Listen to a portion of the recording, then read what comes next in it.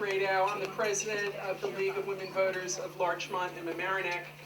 And I'm very pleased to see everybody here today. I hope you're all well. I want to thank Mayor Bramson for having us in your fine city with the magnificent Long Island Sound on the other side of the window. Can you not hear me? Here he comes. Okay, I presaged you. Mayor Noah Bramson, hi. There is much going on in the world. Today we're going to celebrate the good, and that will be easy. Our honored guest speaker is former New York Court of Appeals Judge Judith Kaye. Our special surprise guest speaker is New York's former First Lady Matilda Cuomo, and we're truly honored to have you here with us.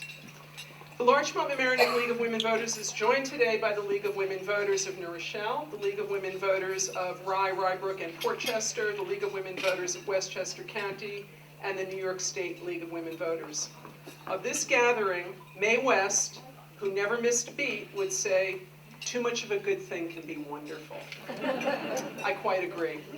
As I look out in this room, I see friends, I see colleagues, fellow citizens, and elected officials who bring together individual strengths that, when combined, have the promise to keep our communities and state, not to mention our country and planet, prosperous, safe, and healthy.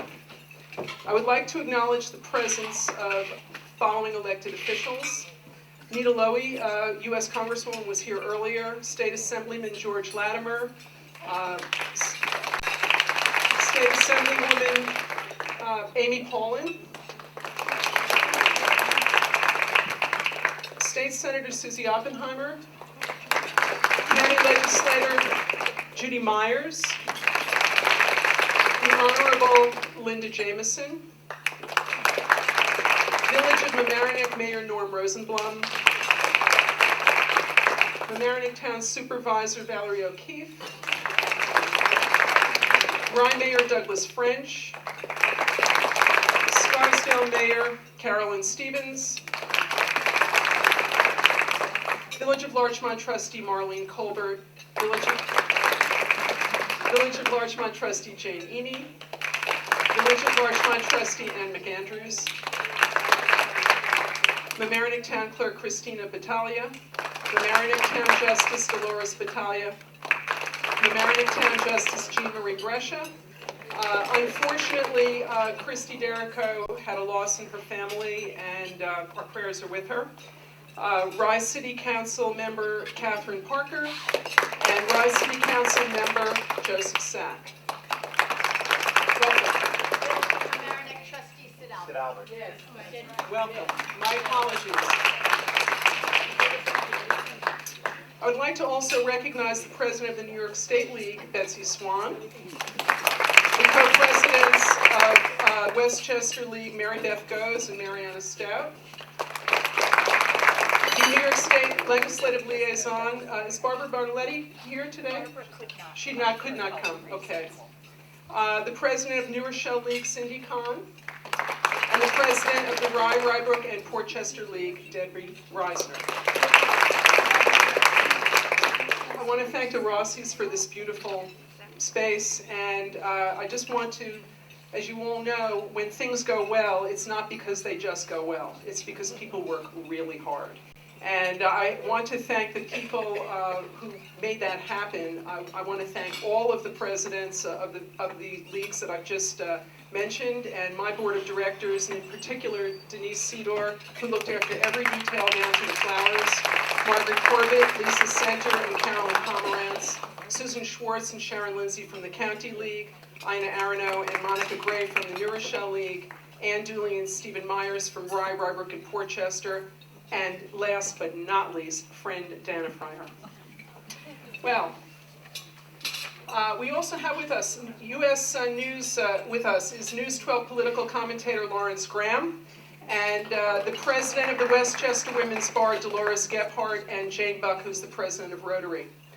Now, these are accomplished people, but we also have bright women who represent our future, and I do want to take a moment to recognize 4 shining law students that we have. Yasmin Hernandez, who is from UCLA Law School, Joanna McCarty, who is attending Cornell Law School, Jacqueline Walker, who is at Pace Law School and was the former Deputy Chief of Staff for the former First Lady Michelle Page Patterson, and Anastasia Wincorn, who's attending Cardozo Law School. Anastasia just edited a law review article that I wrote in connection with citizen action and drilling in the Marcellus Shale, and she is a great editor. We recently, there was the passing of Edith Siegel of Scarsdale. Mrs. Siegel was the president of the League of Women Voters in Harrison and the National League of Women Voters non-governmental observer at the United Nations. And while this woman was not an elected official as far as I can tell, I would like to recognize the passing of Elizabeth Taylor, who was, what can I say, she was larger than life. In 2010, the League of Women Voters celebrated its 90th anniversary. The League's strength as a nonpartisan nationwide organization with over 900 chapters, state and local grassroots chapters, arises out of its mission through education and advocacy to make democracy work for all of our citizens. The League's legislative priorities change to reflect the needs of society and the critical issues of concern. As a volunteer organization, we are fueled by the energy, formidable intelligence, and authentic concern of our thousands of members who are committed to the League's principles. As a country, we are celebrating Women's History Month, and in keeping with that, the Obama administration released on March 1st a comprehensive report entitled Women in America, Indicators of Social and Economic Well-Being. This is the second of such reports. The first report on the condition of women was published in 1964. Former League of Women Voters member Eleanor Roosevelt chaired the Commission on Women, established by President John F. Kennedy, which produced the first report. One of the two sheets of paper that I've placed at each table is the table of contents of the current report, which includes the website link to the actual report. In a nutshell, the report tells us that women have gained strides in education, with more of us graduating from college. It is the college education that narrows the pay gap between women and men, although there still is work to be done.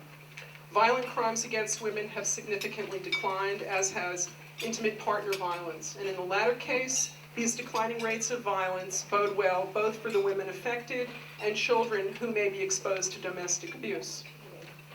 Overall, women are living longer, but not quite as long as our counterparts in industrialized countries. Illnesses that once ended our lives are now managed as chronic illnesses, provided that we seek and obtain proper health care. Socioeconomic status and race play a role in the incidence of diseases and health conditions. Overall, though, women's health-related vulnerabilities come from our bones, our lungs, and our mental state. So, making time for walks with loved ones and friends in any one of our local parks and along our nature trails is one way to manage our vulnerabilities. One of the things the report does not address is environmental impacts on human health, a topic that our chapter has presented 2 educational forums on this year, and one which deserves ongoing attention and action. Taking a message from my favorite children's book, The Story of Ferdinand by Munro Leaf, about an understanding mother cow who allows her son, the bull, to just sit quietly beneath a cork tree and smell the flowers, today we gather together to pause from our fast-paced lives to celebrate accomplishments. Everyone in this room accomplishes so much in so many ways on a regular basis. As adults caring for spouses and significant others, as children caring for parents and grandparents, as parents caring for children and grandchildren, as friends caring for friends, as governmental representatives representing your constituents, as citizens advocating for positive change, and as professionals providing a wide range of services. So I applaud you. Today we celebrate by recognizing in a personal way those achievements of a down-to-earth luminary of Judith Prudence. How do you like that? That's a new one. We're going to change it. It's not going to be jurisprudence anymore. It's going to be Judith Prudence. How about that? Former Chief Judge of the New York Court of Appeals, Judith Smith Kay. To put Judge Kay's court appointment in context, I revisited what was happening in 1983, the year Judge Kay was appointed as Associate Judge to the New York Court of Appeals, and in 1993, the year that she was appointed as the court's Chief Judge. The second piece of paper I have placed on your table entitled The League of Women Voters Celebrates Women in History, and there's one for everybody, gives the historical context to the accomplishments of our honored guests. And there's some really fun and interesting information on there. I'm going to give a little bit of background, and then we're going to take a break for lunch. Judith Smith Kay, raised in Monticello, New York, educated at Barnard College and NYU Law School, is currently of counsel at the Manhattan law firm of Skadden Arps, Slate, Meagher, and Flom. She was a practicing partner at the Manhattan law firm of Allwine, Connolly, Chase, O'Donnell, and Wire. In 1983, when New York's new governor, Mario Cuomo, named her as associate judge to the New York Court of Appeals, the first woman ever appointed to New York's highest court. To put the appointment in historical context, Ronald Reagan had appointed Sandra Day O'Connor as Associate Justice to the United States Supreme Court 2 years earlier, in 1981. Then in 1993, Governor Cuomo named Judith Kay Chief Judge of the Court of Appeals, again, the first woman ever to hold this post. Indiana Supreme Court Chief Judge Randall Shepard has referred to Judge Kay on a par with Benjamin Cardozo and Learned Hand when describing her contributions to the common law. New York Court of Appeals Judge Albert Rosenblatt was quoted to say, "Judge Kay has done more to advance New York State's Constitution than anyone else alive." Yet, Judge Kay's accomplishments don't stop there. She has been lauded for her greatness in building a better system of justice. Justice Shepard called Judge Kay a long-distance runner for reform. The Niagara of initiatives for which she became so famous, problem-solving courts and jury reform, have been two of the most prominent examples. Judge Kay's leadership inspired judges in other states to adopt these reforms as well. Judge Shepard referred to Judge Kay as the perennial spark plug of the Conference of the Chief Judges Committee on Courts and Children, and another milestone in Judge Kay's court tenure was her role in establishing the Center for Court Innovation, a public-private partnership between the New York Unified Court System and the Fund for the City of New York, which is a nonprofit think tank whose goal is to help courts and criminal justice agencies and victims improve public trust in justice. Now, to prepare for today, I sat down with Evelyn Stock, who is the former president of the New York State League of Women Voters, whose tenure coincided with that of Judge Kay. The visit included a plate of Evelyn's home-baked cookies. For those of you who have not met Evelyn Stock, she is warm, wonderful, and an inspiration to anyone who seeks to get things done. Evelyn has sent a letter to Judge Kay, which I would like to read to you before we break for lunch. "I would so have loved to be with you today, but at this moment I am awarding scholarships at the Westchester Hall of Fame Luncheon. Although I have tried, I have yet to be in two places at once.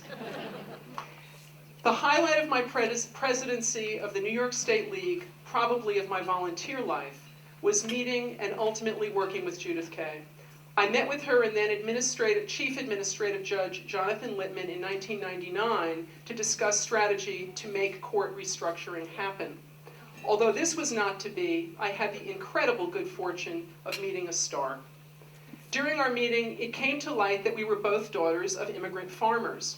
Me from Massachusetts, Judith from upstate New York. We had an instant bond. The meeting led to my being named as one of 5 New York State representatives to the National Conference on Public Trust and Confidence in the Justice System, to spend a weekend with Judith Kay. Wow. Dedicated visionary, gracious, smart, one doesn't even know where to start, and leadership. In her conference luncheon address, Justice Sandra Day O'Connor singled out one Chief Judge, our Judith Kay, as making great strides in improving the judicial system. One short vignette. When I told her how proud the League and I were of how much she was accomplishing as the Chief Judge, her response, "When you grow up on a farm, you get up early. When you live in New York City, you stay up late. When you have a long day, you get a lot done." Well, yes, probably true in theory, but in practice, only if you are Judith Kay. Thank you for all that you have done for New York, and as the first woman Chief Judge for women, what a gift you have been. Evelyn Stock.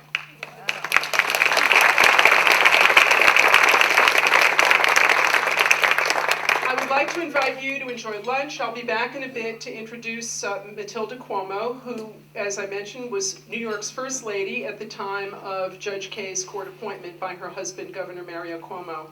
I thought it would be a special treat for all of us to have the former First Lady share some recollections surrounding Judith Kaye's appointment as Associate Judge and later as Chief Judge. Mrs. Cuomo will be followed by our guest speaker, Judith Kaye. I've asked Judge Kaye to speak of those accomplishments about which she is most proud from her days sitting on the Court of Appeals, and anything else you wish to say. And after Judge Kaye speaks, I will be back for another fun surprise. Have a great lunch.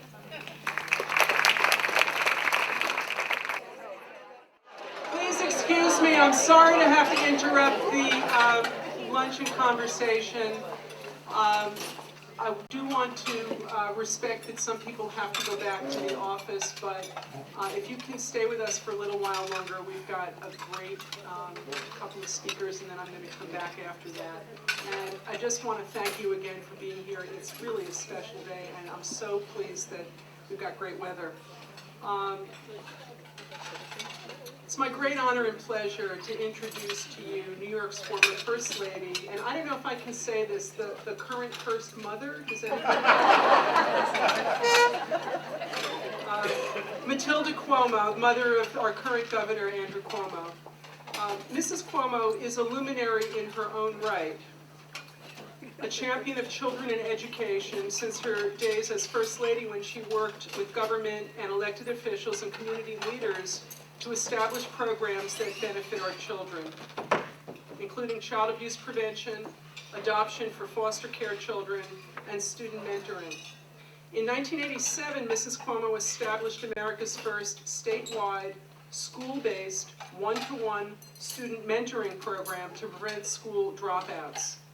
In 1995, after leaving the governor's mansion, Mrs. Cuomo founded Mentoring USA to continue support for New York State mentoring programs.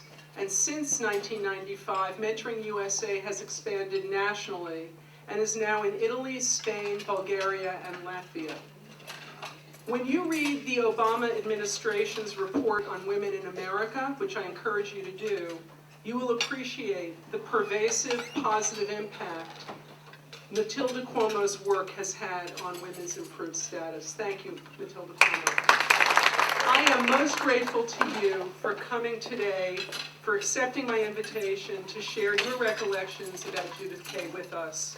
And as I mentioned, after Mrs. Cuomo speaks, Judith Kaye will come up and then I will be back. Please welcome Matilda Cuomo. Thank you very, very much. She is so charming. I could stay with her for a long time. She's interesting and wonderful. Great president of this league. I'm learning so much about the League of Women Voters today. Right? You got a new recruit. Well, that's right. Because I didn't know how localized it was. I thought it was just a whole complete organism in the New York State area. But it's nice, it's good, better localized. I agree. Well, she gave a beautiful introduction of me.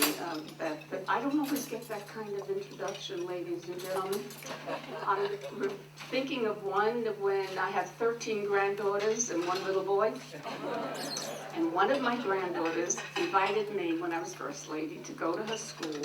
It was Grandparents' Day, and she wanted to introduce me to her teacher.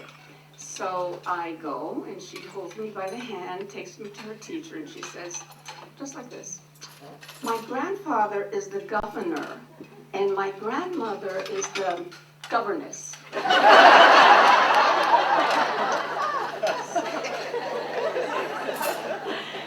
True story.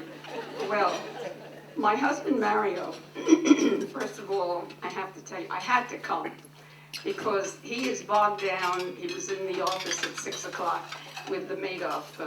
That's going to keep him out of trouble.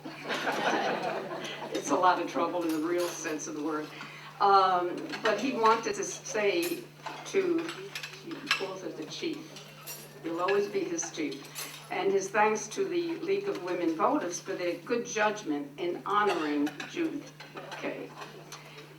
It's my great pleasure today to introduce her because for me, she's really been like to say a role model doesn't say it enough, mentor. Someone I knew was there that I could go to when I was First Lady and get some help with everything that I was involved in. And in your life, it's a wonderful thing to have such a person, not in your family, an extended family, so to speak, but that person is very valuable in your life. We try to tell this to the children when we have in our mentoring program as well. Well, Judge Kay is a woman of firsts. That's why I love her. She's a first in so many ways. Listen to this. She became the first female partner in the highly respected and historically honored Allwine Connolly law firm. The first woman associate judge ever to serve on the New York State Court of Appeals in 1983. The first woman chief judge of the New York State Court of Appeals in 1993, serving 15 years on its highest court. And I didn't know this, she is the first chief judge in the history of New York State to have served longer than any other chief judge of the Court of Appeals.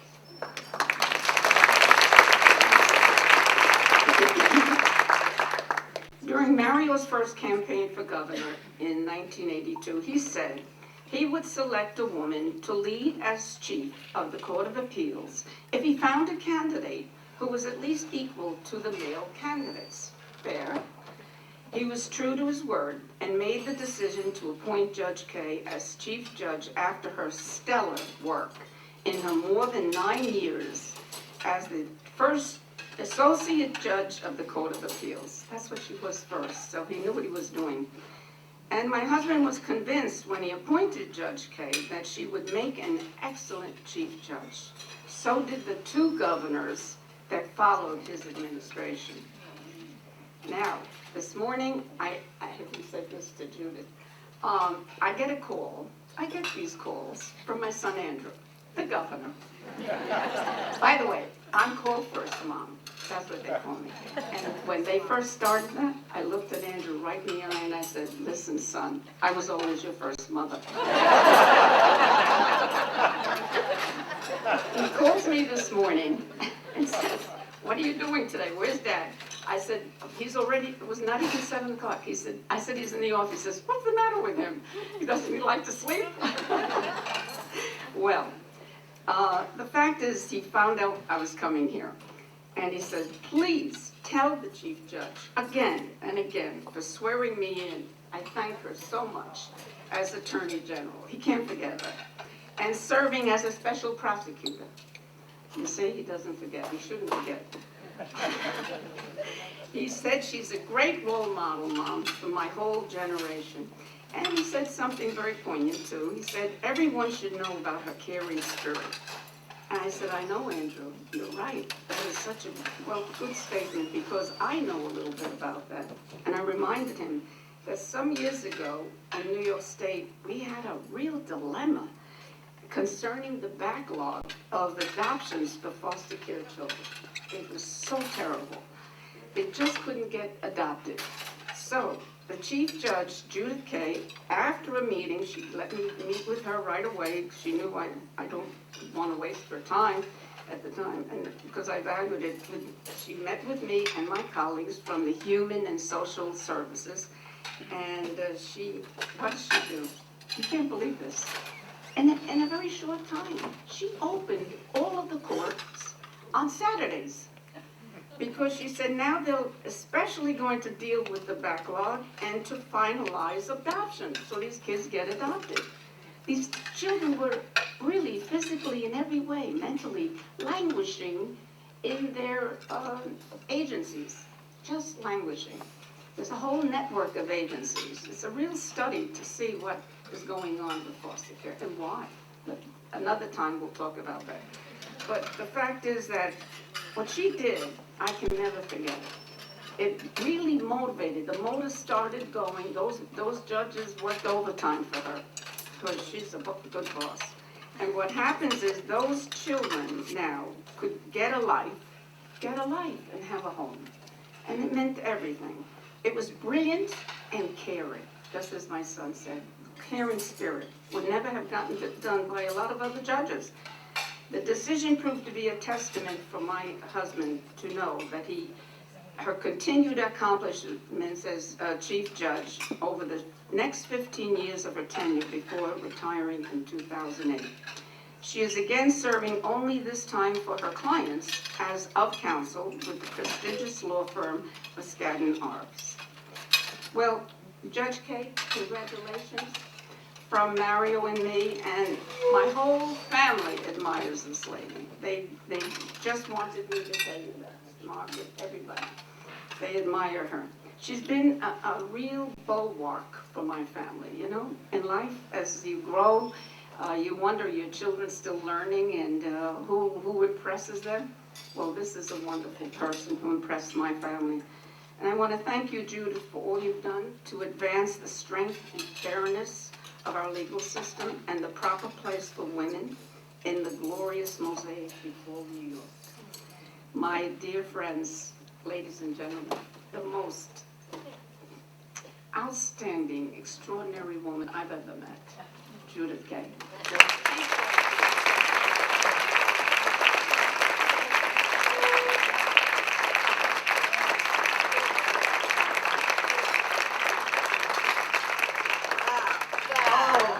Goodness, is all I have to say. Can you imagine an accolade like that from the woman I most admire? And I returned every bit of your praise and every word of compliments. I'm just going to make myself comfortable. Thank you so much, Matilda, really, for so much, and for those very gracious compliments today, which are like mine, heartfelt for you. Beth, you know, clearly if I had good sense, I would just stay seated at my table and eat dessert. Don't you think so? And not say a single word. But I would have to stand up anyway to say a word of thanks to Beth Rado. You know, remember she said nothing good just happens. It takes a lot of work to make something good happen. And wouldn't you say today, this is really great. What a great event. And Beth, we thank you so much. We thank you so much. What a personal pleasure it is for me to be here with all you wonderful women and non-women.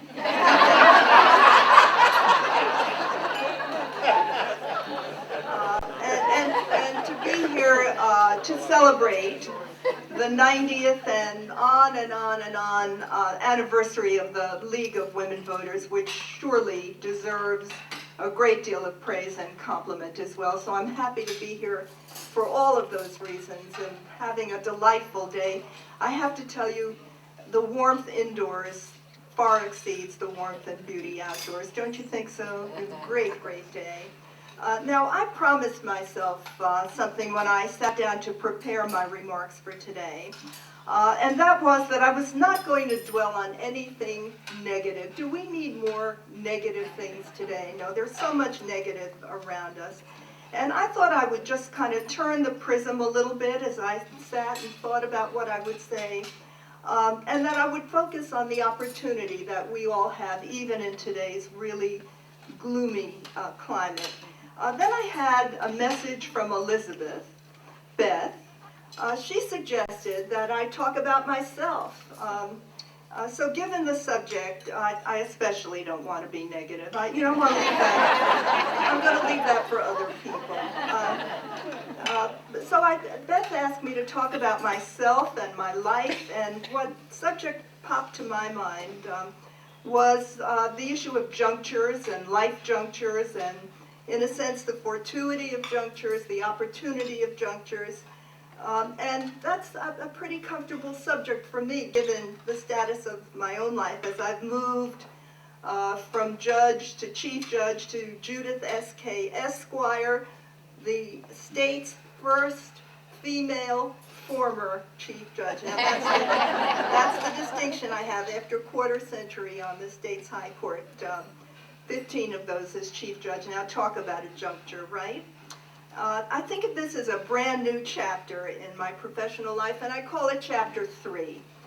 Chapter 1 was roughly 21 years in the world of New York City law firms, Starting back in the year 1962, before many of you were born, I started with the firm of Sullivan and Cromwell, and lawyers back then, women lawyers, were something of a phenomenon, especially in big law firms.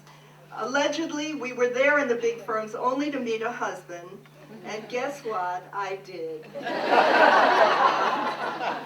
But that was obviously not the end of the story, right?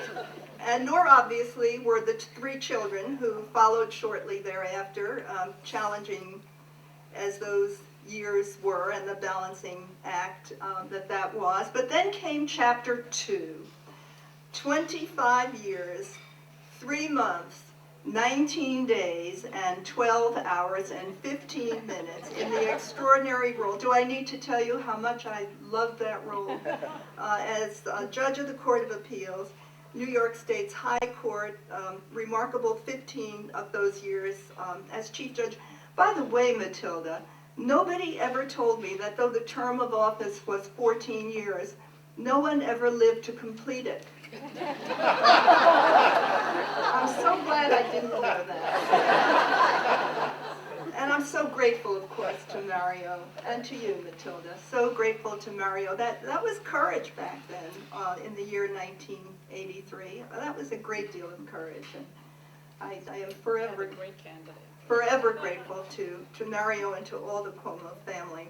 And by the way, I refer to them as Governor Cuomo the first and Governor Cuomo the second, and they're both really just extraordinary people. And I look at Matilda and don't wonder why. It's hard to think of anything that could follow the role of Chief Judge, which I call the role of a lifetime.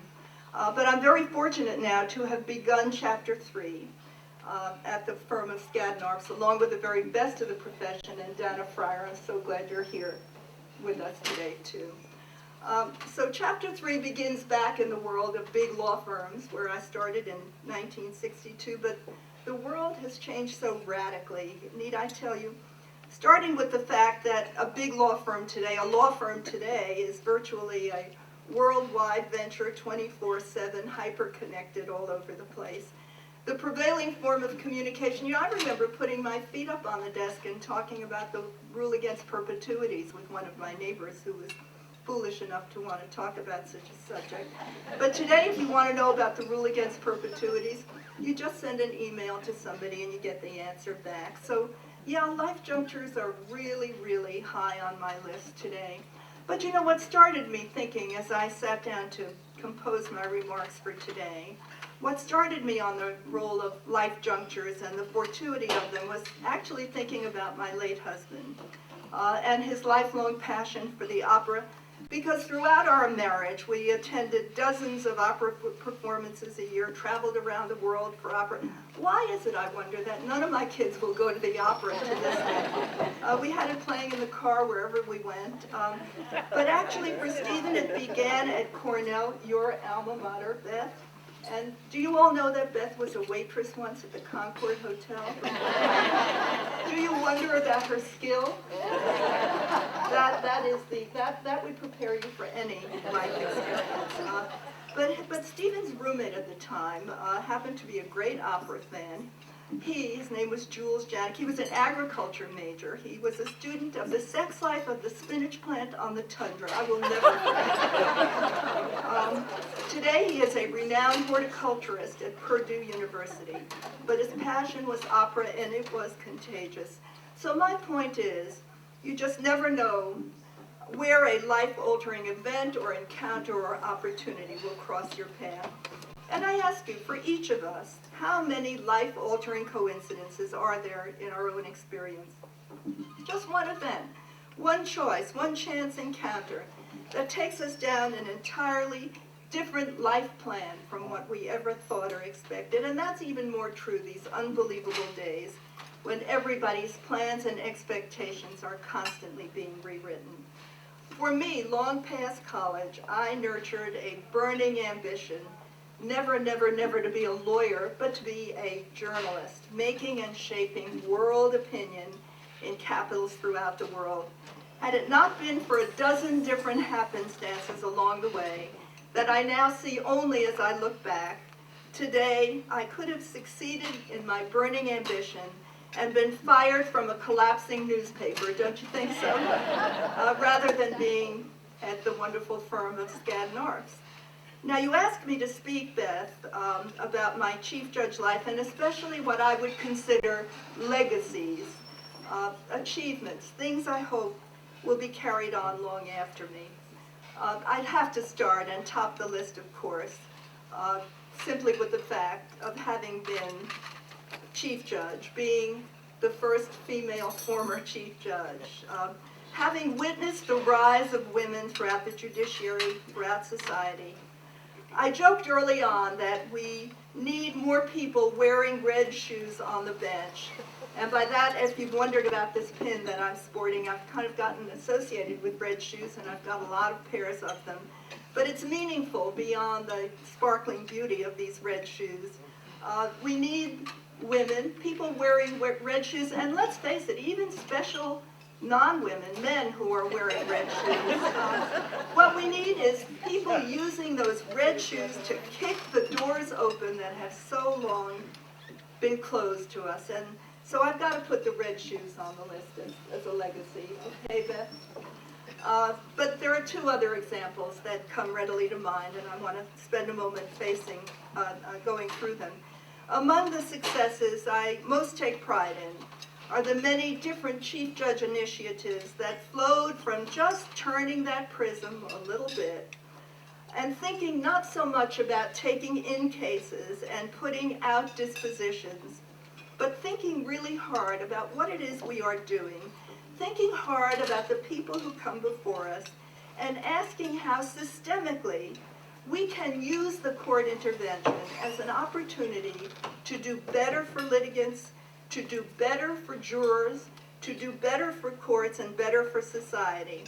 Now, I'm going to leave for another day that kind of turning the prism out of the box thinking, the coincidence of that with the rise of women in the judiciary and the growing presence of women chief judges throughout the United States. I think that's a great subject to be pursued on another occasion.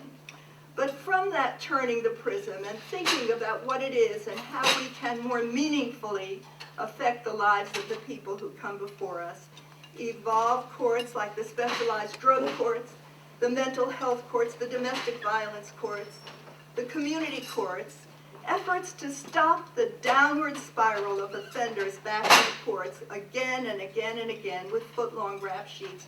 Now, that's not good for the courts. That's not good for the offenders. It's not good for the communities, and it's not good for society. Today, there are problem-solving courts throughout the county, throughout the state of New York, throughout the United States, even throughout the world. It's hard for me to think of any wonderful court reform that did not begin with my 4 favorite words from a colleague, a fellow judge, and I know some are here today. And those words, which I continue to cherish and value, are I have an idea. Seeking out and listening to and building on the ideas of other people for me has been life transformative. And I am especially privileged that I had at my side, while I was the chief judge, chief administrative judge, my successor chief judge, Jonathan Lippman, a long-time Westchester County resident and someone I know is very familiar to you and very esteemed by all of you. In a sense, that sort of thinking is being forced on us just now, isn't it? Starting with the state court system. The economic crisis is reflected in exploding dockets, a huge upsurge in foreclosure filings and evictions, and I don't need to tell you about all of this, and shrinking resources in law firms. The crisis is reflected in greater pressures to think how clients are served. And for individual lawyers, the crisis is reflected in layoffs and furloughs and lack of opportunities. At every level, the quest must be for new ideas to meet and surmount the current crisis. And maybe, just maybe, in the end, we'll all be better off for it, because one thing we know for sure is that a crisis is just a terrible thing to waste. So that's my second example. And I mean it in 2 ways. I mean it in the sense of an accomplishment, a legacy, in the sense of looking at cases through a problem-solving prism, and a personal lesson in the sense that that perspective was built on openness to the ideas and the suggestion and the energy and the ingenuity of others. And now my third example came about 20 years ago, when then Chief Judge Sol Wachtler asked me to chair what he called the Permanent Judicial Commission on Justice for Children. And I gave him a very quick and decisive answer. I said, "You've got to be kidding." I thought that clearly meant no, don't you think so? Because I had been a commercial litigator for 21 years. I was unfamiliar with the problems, even the jargon of family court matters.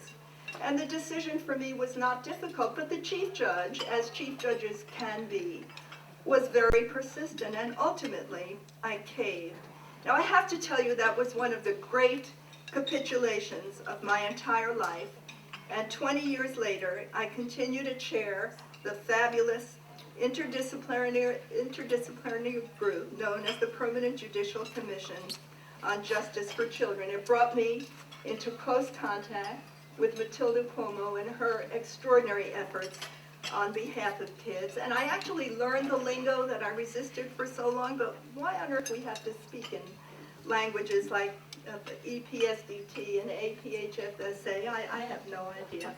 But I can't imagine more pressing issues for all of us than the concerns of our next generation. It's their future, but you better believe it, it's our future too, and it's our nation's future too. There's so much every single one of us can do as human beings to give our nation's kids a chance to develop their potential, instead of tolerating years and years and years of foster care limbo or watching them drift toward early criminal convictions, unintended pregnancy, with life-determinative consequences for all of us. Every single one of us can have a role in helping to turn these lives around. And again, I see this partly in terms, I'm still answering Beth's question, partly in terms of legacy and accomplishment, working to improve the lives of children and families in the New York State court system, and partly in terms of a personal lesson I'd like to share with all of you. And that is to urge you all to keep your minds and your hearts and your eyes open to new opportunities when they are floated in front of you, however screwy and ridiculous the idea may seem in the first place. And lastly, I want to share one unforgettable story from my own law firm days, because this is another enduring life lesson. And it brings me back to the subject that always, forever, I promise, will be central in my life, and that is the role and place of women and women lawyers and gender parity and diversity and equal opportunity. That subject I cannot and will not ever view as a legacy or an accomplishment of my own. I count it as a continuing challenge for every single one of us. So it was back in the early 1970s, shortly after my re-entry to law firm practice, when I found myself on a case that had been transferred from Delaware to Florida.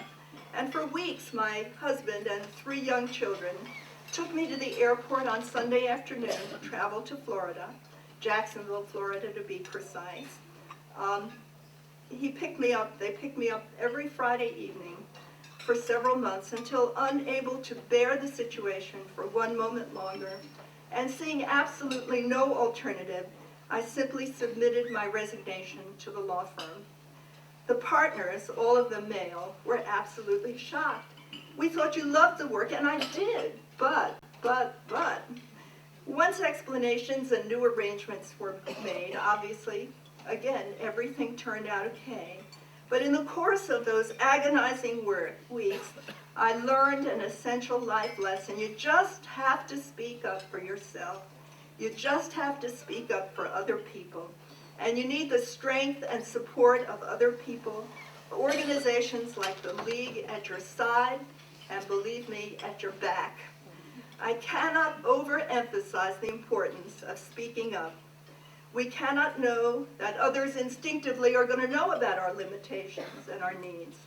Now, maybe some accommodations can be made in this age of technology, but obviously they can't be made if the need for them is unknown. We have to get used to bringing issues to the forefront and saying what's missing, what's wrong, and demanding that they be changed.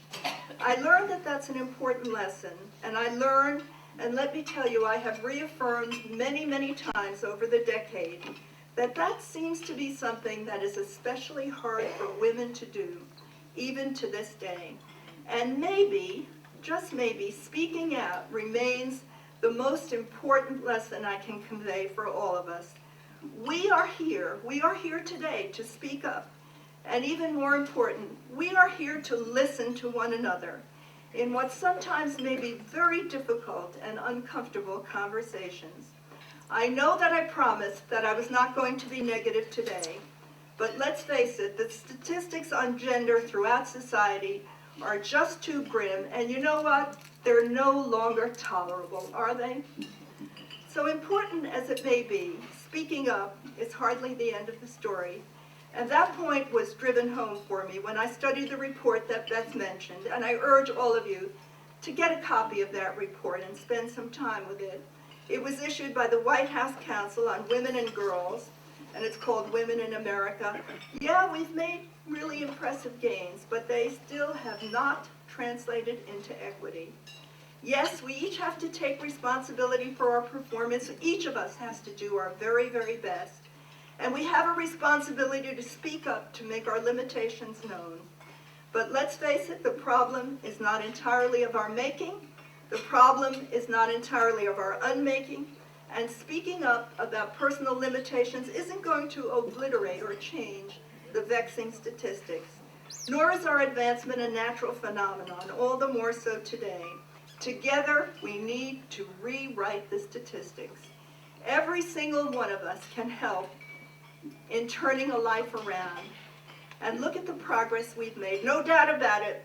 As women move into more positions of influence, they bring much needed attention to issues that have long been buried and tolerated and ignored. Our numbers matter not only because gender barriers are unfair, unjust, and thankfully today illegal. They matter because they bring attention, they bring awareness to long-standing problems that simply must be addressed. Now, not long ago, I had the pleasure of speaking on the telephone with a lawyer who had become a major corporate executive in the field of automated legal research. Actually, he pioneered it. And now he devotes his life to traveling the world and giving away his money, like most of the people here in this room today. Now, I was on the subject of junctures. Junctures is very much on my mind. And we had a pleasant back and forth about his life junctures. He was a legal editor in Iowa, and he worked up all the way to the top of West Publishing and then sold it for a fortune. Amazing that he stayed on the phone with me. Amazing that people will engage in conversations like this. But the last question I thought was the best. I asked him what was the key in his life that most accounted for his success. And his answer came back immediately. Guess what? Attitude. Attitude. A positive attitude was what took him all the way from Iowa up through the ranks of West Publishing. A positive attitude and persistence in what seemed to him was the right course to take. Now, easier said than done, I know, especially these days, but we know in our heart of hearts, the only things that definitely are beyond our reach are the things that we in our own minds put there. So even today, as I contemplate my own future, I call it my afterlife, you know, the after Chief Judge life. Looking back gives me a measure of confidence about what lies ahead. Junctures can be challenging and exciting and energizing when they are viewed as they should be, constructively and positively. It's being passive, it's being indifferent about how we use our time and talents that's simply, utterly, and absolutely inexcusable. Beth, you urged me to talk about myself, my legacy, and I hope it's okay for all of you that this is where you've taken me as I've contemplated my own life, looking back and looking ahead.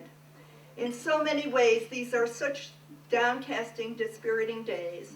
But it seems to me that the life experience of my lawyer friend is especially pertinent today.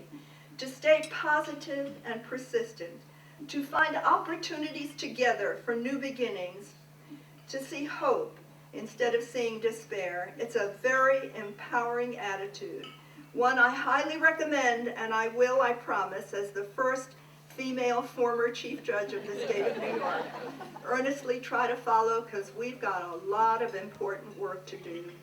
Next week brings to a close this extraordinary month known as Women's History Month, when we shine a spotlight on women's history, on where we have been, and we celebrate how far we have come in so many ways. When we shine the spotlight on women in leadership, in policy-making positions today, we see that our nation's ideal, our nation's promise of equal opportunity still eludes us. But, we also see the pathways. We see more and more terrific companions on the pathways, ahead of us, alongside us. And we see the support of wonderful organizations like this one, the League of Women Voters. So we are more than ever strengthened, and we are inspired to pursue and to achieve our goals. Thank you so very much.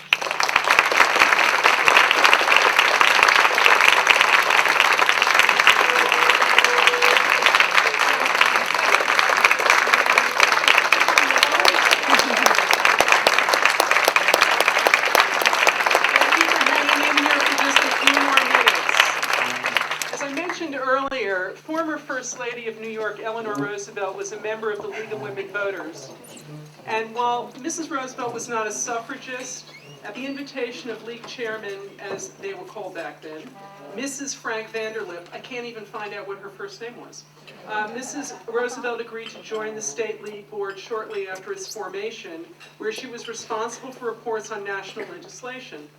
This role, along with her work with the Democratic National Committee and related work, launched Mrs. Roosevelt on her own path of groundbreaking lifelong accomplishments, separate from those of her husband Franklin, who was both governor of the state of New York and a three-term president of the United States.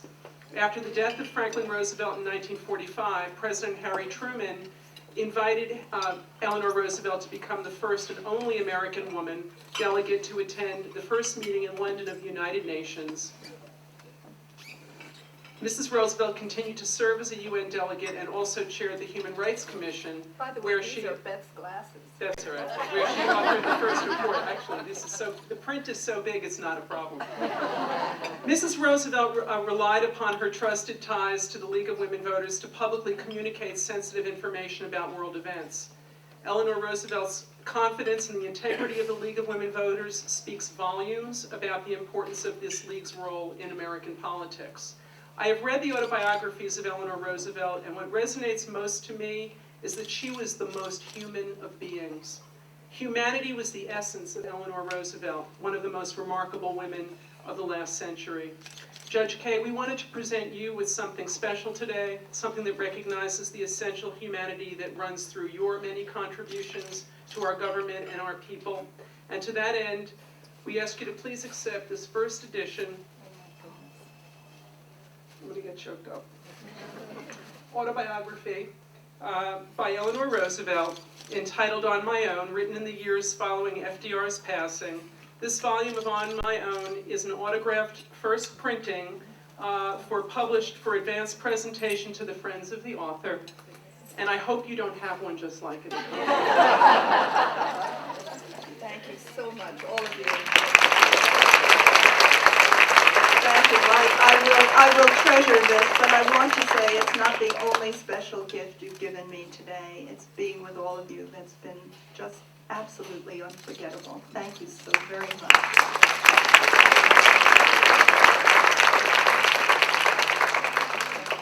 All right, so what's next? A few more minutes because we've got a little bit of business here.